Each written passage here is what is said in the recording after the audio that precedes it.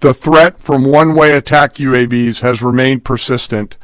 Our systems have proven effective in countering these platforms, engaging targets rapidly. Each intercept represents hundreds of hours of training, readiness, and technology all coming together to work as designed. We will remain vigilant in the counter UAV fight. And the defense of the region is not ours alone. As the threat grew, our partners surged in beside us. Air defense batteries in Qatar, the UAE, Kuwait, Jordan, and Saudi Arabia joined the fight, proof positive that years of training, trust, and hard-earned integration pay off. I am aware of the loss of 3 U.S. Air Force F-15Es overnight in the region. I am grateful for the safety of the crews, and we know that this was not from hostile enemy fire. As this matter's under investigation, I'll not comment further on this. Let me close. Operations will remain active across the theater and across the globe. The U.S. forces are postured not only to maintain pressure, but to respond and adapt as required. Operation Epic Fury stands as a reminder of what the United States military uniquely delivers: the ability to project power on a global scale with speed, surprise, precision, and overwhelming force when and where our nation requires it.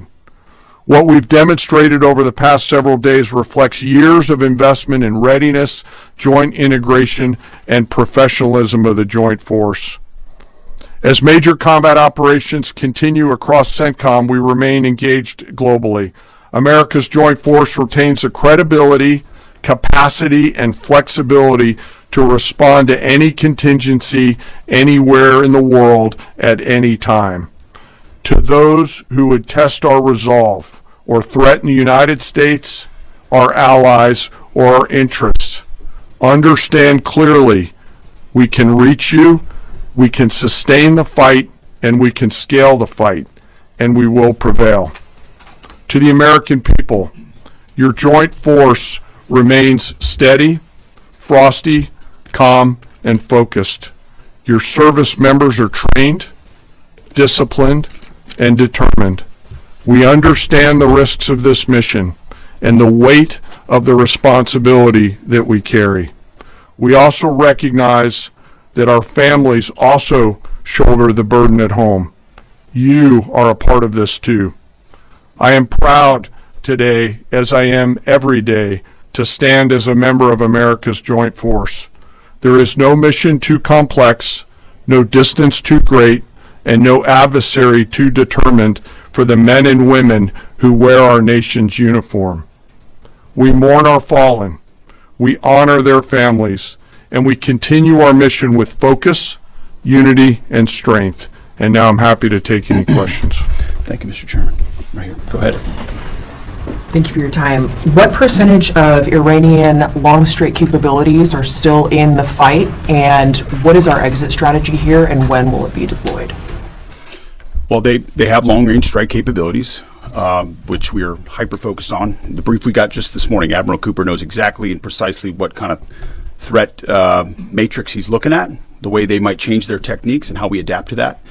So we're making sure the theater commander has absolutely everything he needs. I mean, one of the things the chairman mentioned is for months and months, even before we built up, we ensured that we had maximum defensive capabilities in theater to allow the president the decision space in the future. So even before this build-up in the last 30 days, we discreetly brought defensive assets in to make sure, understanding that there are Iranian capabilities. As far as time frame, I would never hang a time frame from our perspective. The commander-in-chief sets the op tempo and terms of this fight. As I said, it's on his terms, and we'll make sure that Admiral Cooper and his team have everything they need, not just to defend. I mean, the best defense is good offense.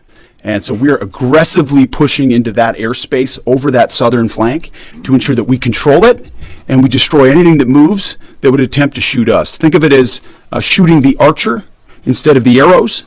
That's where we want to be. And we have the kind of exquisite intelligence to get over the top, find that and destroy it. It won't happen overnight. This is a big battle space with a lot of capabilities. That's part of the reason why it's such a threat to us. That's why I talk about conventional umbrella to blackmail nuclear ambitions. They were building up this conventional arsenal in order to ensure that no one would ever block them from their ability to get nuclear weapons. So we're very clear-eyed about the nature of this Iranian threat, and we're going to get after it. I don't know if you have anything to add to that, Mr. Chairman.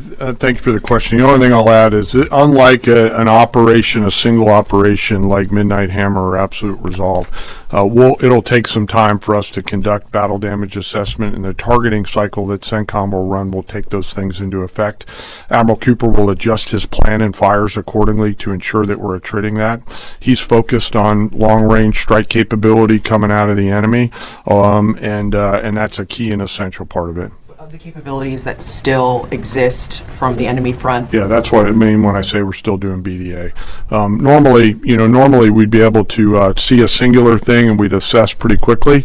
He's doing offense and assessment simultaneously, so it'll take longer for us to assess than it would in a single operation. Secretary Hegseth, thank you. Reagan Reese with the Daily Caller.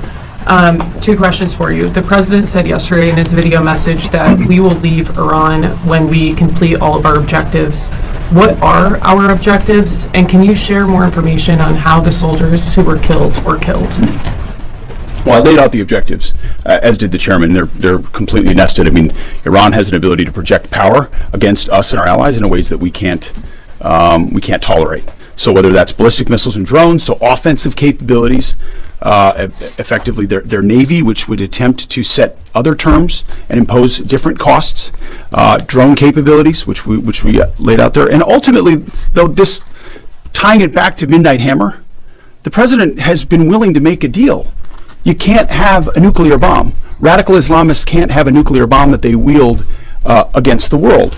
He gave them every single opportunity. Then we precisely took it away. And even then, after that, they didn't have that. They didn't come to the table with a willingness to give it away. So ultimately, those nuclear ambitions, which never ceased, are something that had to be addressed as well. So that's a discrete sense of what's being addressed here to ensure that they can't use that conventional umbrella to continue a pursuit of nuclear ambitions. And then, as it pertains to the U.S. casualties, that particular incident was, you have air defenses and the lot's coming in and you hit most of it, and we absolutely do. We have incredible air defenders.